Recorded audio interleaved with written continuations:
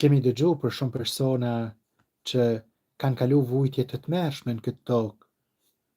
por nuk kanë mujt me vdek për tjetrin, se kanë dhënë jetën për tjetrin. Jezu Krishti ka vdek fizikisht, edhe fizikisht për të gjithë ne. E në shembullin e Krishtit ka pas shenjtën që e kanë dhënë jetën, si Shën Massimiliano Maria Kolbe, që ka kërku me zëvendësu në kampin e Auschwitzit, kur kanë dasht me pushkatu, me mbyt aty në kamp një bab familjet, ai tukja ka thonë, kam grun që mpret të shtëpia, kam shumë fëmijë që mpresin të shtëpia, ma falni jetën. Atëherë ka dal ani gju një za i ngrot, Shën Massimiliani ka ken frat, e ka thonë, ka qenë një ligj aty në kamp që nëse dikush kërkonte me zëvendësu, me vdek për një tjetër, kampi e pranonte. Atëherë Shën Massimilian Maria Kolbe duke ditë këtë ligj që ishte në kampet e përqendrimit të Auschwitzit, jashtë dhimbs ky burri, ky baba familjar,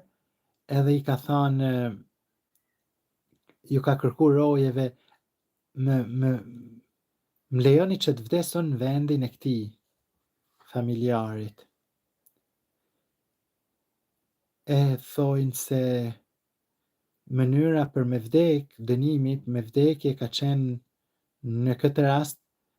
me i lanë pa hangër në një dhomë derisa t'ju dilte shpirti. Por Shën Massimiliano Maria Kolbe, duke qenë se ishte edhe meshtar, ka nejt të i rrëfy tan ata dhomës, e të i ngushëllu, e i ka ndihmu deri në çastin e vdekjes, i ka ndihmu që të vdesin me ngushëllimet e Zotit, me bekime, me paqe. Edhe kur kanë vurë re se ky nuk po vdiste,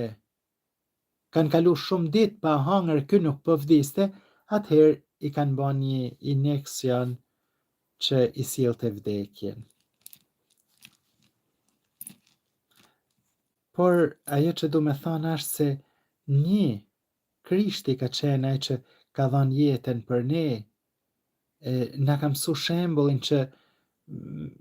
me mënyra të ndryshme edhe ne me bën si ai. Ndoshta nuk na kërkohet me dhënë jetën fizikisht, siç ka bërë Shën Massimiliano Maria Kolbe, ose sikur se ka bërë Jezusi. Na kërkohet me disa vdekje ma të vogla, me shtru tavolinën, me paqe, për shembull, fëmijë të rinia nganjëherë nuk e kanë mendjen, janë shpërqendrum, nuk e dinë se prindrit janë bë copash me fitu lekun, zojat e shtëpisë kanë shumë mendime, shumë punë me organizu, atëherë fëmijët të rit, me shtru tavolinën është një formë me dhënë jetën për familjarët tuaj,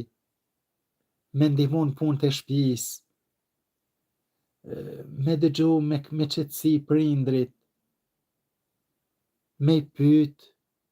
nëse mundesh me i ndihmu për diçka. Kjo është me dhënë jetën me forma të ndryshme.